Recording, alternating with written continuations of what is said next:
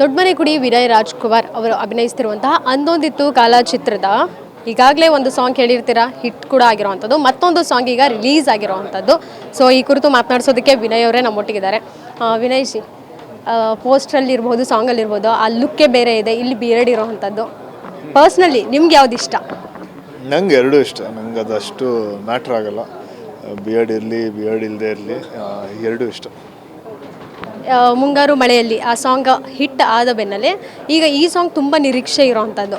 ಏನಾದರೂ ಆ ಒಂದು ಜವಾಬ್ದಾರಿ ಅನ್ನುವಂಥದ್ದು ಜಾಸ್ತಿ ಆಗುತ್ತಾ, ಹೇಗೆ ಅಂತ?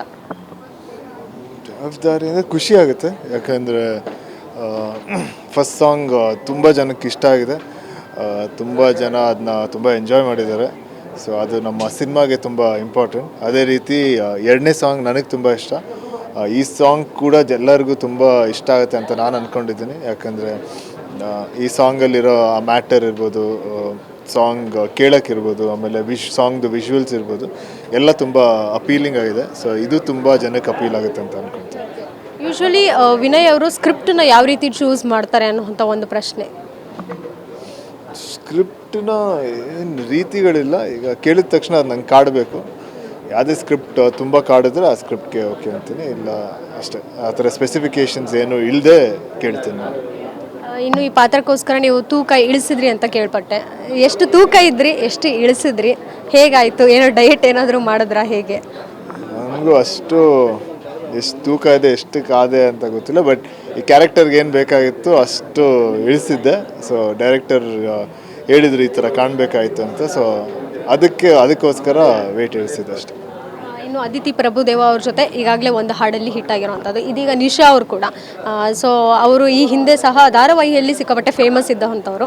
ನಿಮ್ಮ ಜೊತೆ ಆ್ಯಕ್ಟ್ ಮಾಡಿದ್ದು ಖುಷಿ ಆಯಿತು. ಒಂದು ರೀತಿ ದೊಡ್ಡ ಮನೆ ಯಾವುದೇ ಇರಲಿ, ಆ್ಯಕ್ಟರ್ ಇರಬಹುದು, ಅವ್ರ ಜೊತೆ ಆ್ಯಕ್ಟ್ ಮಾಡಿದ್ರೆ ಒಂದು ರೀತಿ ಲಕ್ಕಿ ಅನ್ನೋವಂಥದ್ದು. ನೆಕ್ಸ್ಟ್ ಪ್ರಾಜೆಕ್ಟ್ ಅವರಿಗೆಲ್ಲ ತುಂಬ ಲಕ್ಕಿಯಾಗಿ ಬರೋವಂಥದ್ದು ಅವ್ರು ಹೇಳ್ಕೊಂಡ್ರು. ಸೊ ಎಷ್ಟು ಖುಷಿ ಅನಿಸುತ್ತೆ ನಿಮಗೆ? ಇಲ್ಲ, ಅವರು ಈ ಸಿನಿಮಾ ಮಾಡೋಕ್ಕಿಂತ ಮುಂಚೆನೇ ಅವ್ರ ಸೀರಿಯಲ್ ತುಂಬ ಫೇಮಸ್ ಇತ್ತು. ಆಮೇಲೆ ಅವರು ಮುಂಚೆನೇ ಸಿನಿಮಾಕ್ಕಿಂತ ಮುಂಚೆನೇ ತುಂಬ ಎಲ್ಲ ಕಡೆ ತುಂಬ ಮನೆಯಲ್ಲಿ ರೀಚ್ ಆಗಿದ್ರು. ಅವ್ರ ಫೇಸ್ ಇರ್ಬೋದು, ಇಲ್ಲ ಆಮೇಲೆ ಅವರ ಸೀರಿಯಲ್ ಇರ್ಬೋದು. ಸೊ ಅವರು ಇಲ್ಲಿ ಬರೋಕ್ಕಿಂತ ಮುಂಚೆನೇ ಒಂದು ಫೇಮಸ್ ಆ್ಯಕ್ಟರ್ ಆಗಿದ್ದರು. ಸೊ ಇದರಿಂದ ಇನ್ನೂ ಹೆಚ್ಚು ಆಗಲಿ ಅಂತ ನಾನು ಕೇಳ್ಕೊಳ್ತೀನಿ ಅಷ್ಟೇ. ಕೊನೆಯದಾಗಿ ಸಿಟಿ ಲೈಟ್ಸ್ ಸಿನಿಮಾ ಎಲ್ಲಿವರೆಗೂ ಬಂತು, ಹೇಗೆ ಅಂತ? ಸಿಟಿ ಲೈಟ್ಸ್ ಸಿನಿಮಾ ಈಗ ಶೂಟಿಂಗ್ ನಡೀತದೆ. ಒಂದು ಅರ್ಧ ಮುಗ್ದಿದೆ, ಇನ್ನೊಂದಷ್ಟು ಇದೆ. ಆದಷ್ಟು ಬೇಗ ಅದನ್ನು ಮುಗಿಸಿ ಅದ್ರ ಬಗ್ಗೆ ಒಂದಷ್ಟು ಇನ್ಫಾರ್ಮೇಷನ್ ಕೊಡ್ತೀನಿ. Thank you. ಸೊ ಇದಿಷ್ಟು ವಿನಯ್ ಅವರ ಮಾತಾಗಿತ್ತು. ಕ್ಯಾಮ್ರಾ ಪರ್ಸನ್ ಧನುಷ್ ಜೊತೆಗೆ Keerthi Patil, guarantee news, Bengaluru. Guarantee news, ಸುದ್ದಿ ಖಚಿತ, ನ್ಯಾಯ ನಿಶ್ಚಿತ.